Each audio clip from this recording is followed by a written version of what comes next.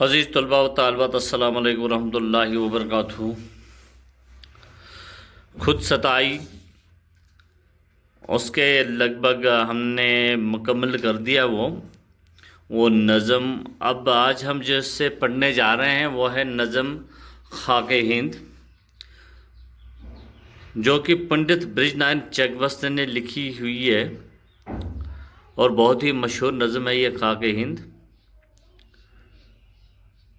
اس سے پہلے کہ ہم خاک ہند یہ جو نظم ہے اس کی تشریح کرنے کی کوشش کریں گے، مختصراً طور پر ہم پنڈت برج نارائن چک بست حیات اور شاعرانہ خصوصیت پر ہم بات کرنے کی کوشش کریں گے۔ عزیز طلباء و طالبات، پنڈت برج نارائن نام اور چک بست تخلص تھا۔ 1882 عیسوی میں فیض آباد میں پیدا ہوئے۔ ابتدائی تعلیم گھر سے حاصل کی اور یہ لکھنؤ سے حاصل کی، کیونکہ فیض آباد اور لکھنؤ میں تھوڑا سا ہی فاصلہ ہے، اس لیے انہوں نے ابتدائی تعلیم لکھنؤ سے حاصل کی اور یہاں کے ایک مقامی گورنمنٹ کالج سے بی اے کی ڈگری حاصل کی۔ بی اے کی ڈگری حاصل کرنے کے بعد پنڈت برج نارائن چک بست نے وکالت کا امتحان پاس کر کے لکھنؤ میں وکالت شروع کر دی۔ شعر و شاعری کا بچپن سے ہی شوق تھا۔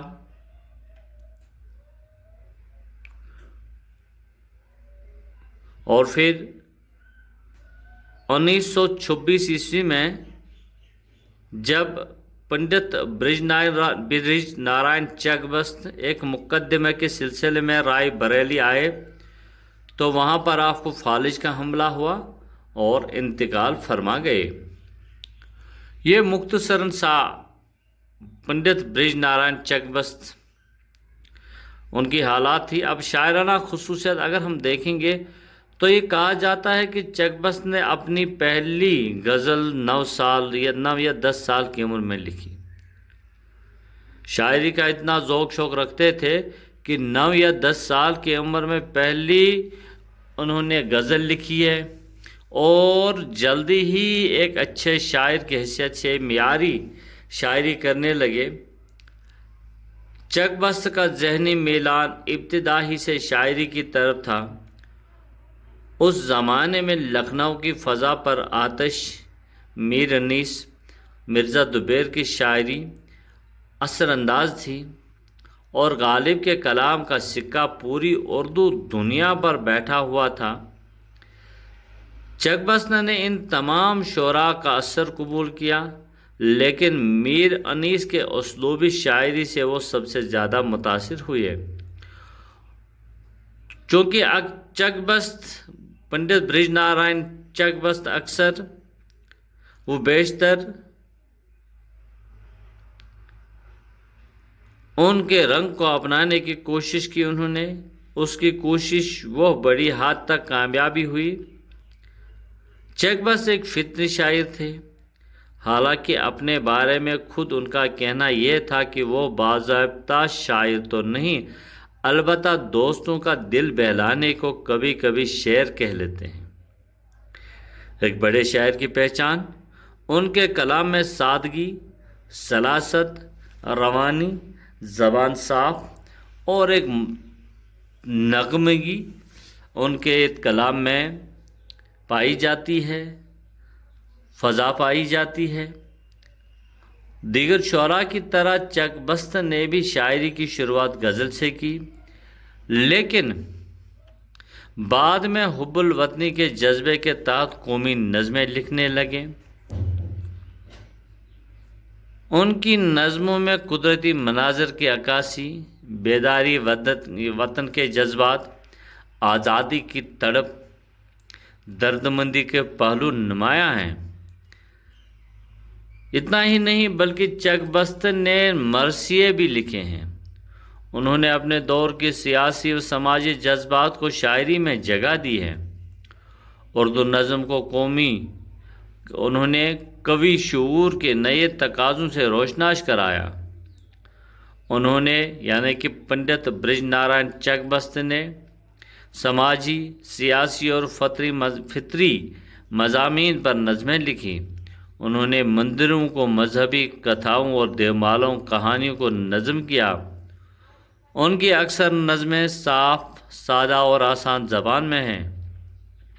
ان کی نظموں میں منظر کشی، تاثیر، ان کی غزلوں میں الفاظ کی بندش اور ترکیب دیکھنے کے قابل ہوتے ہیں۔ حقیقت میں یہ ہے کہ پنڈت برج نارائن چک بست قومی شاعر تھے۔ اس زمانے کے قومی تحریکوں کی طرف ارباب وطن کو رغبت دلانا اور وطن کے نوجوانوں میں جذبہ حب الوطنی جگانا ان کی شاعری کا اصل مقصد تھا۔ چک بست کی شاعری کا ایک مجمع جو ہے اس کا نام ہے صبح وطن، وہ بہت ہی مشہور اور کافی مشہور ہے۔ وہ اس کتاب کو ادبی حلقوں میں احترام کی نظر سے دیکھا جاتا ہے۔ مختصراً ان کے حالات زندگی اور شاعرانہ خصوصیات پر ہم نے بات کرنے کی کوشش کری ہے۔ چلیے دوستو، عزیز طلباء و طالبات، اب ان کی اس خاک ہند نظم کے چند ایک دو بند پڑھنے کی کوشش کریں گے ہم۔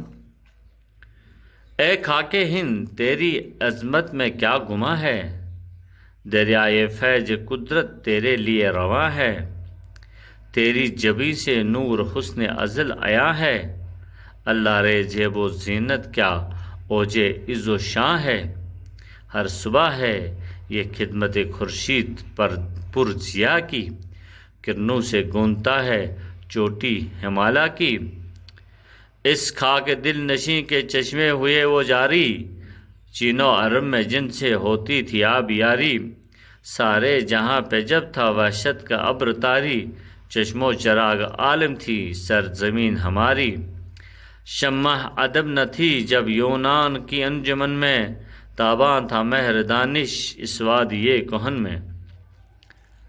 دو بند میں نے اب بھی پڑھنے کی کوشش کی ہے، چل دیکھتے ہیں ایک بند کی تشریح کرنے کی ہم کوشش کریں گے۔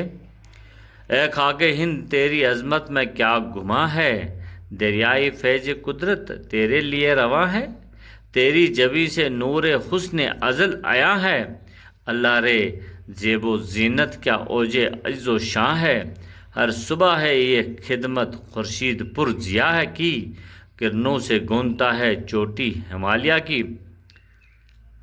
پہلا بند، چک بست اپنے ملک کی پاک مٹی سے مخاطب ہو کر فرماتے ہیں۔ پنڈت برج نارائن چک بست اپنے ملک کی پاک مٹی سے مخاطب ہو کر فرماتے ہیں کہ تو بہت ہی عظیم ہے اور تیری بڑائی میں کوئی شک نہیں ہے، تیرے لیے قدرت کی بلائی کے دریا ہمیشہ سے رواں دواں ہیں، یعنی تجھ پر خدا کا کرم ہے، تیری عظمت کا حال یہ ہے کہ تیرے ماتھے سے ازل کے حسن کا نور ظاہر ہے، تیری سجدج اور تیری شان و شوکت کا کیا کہنا۔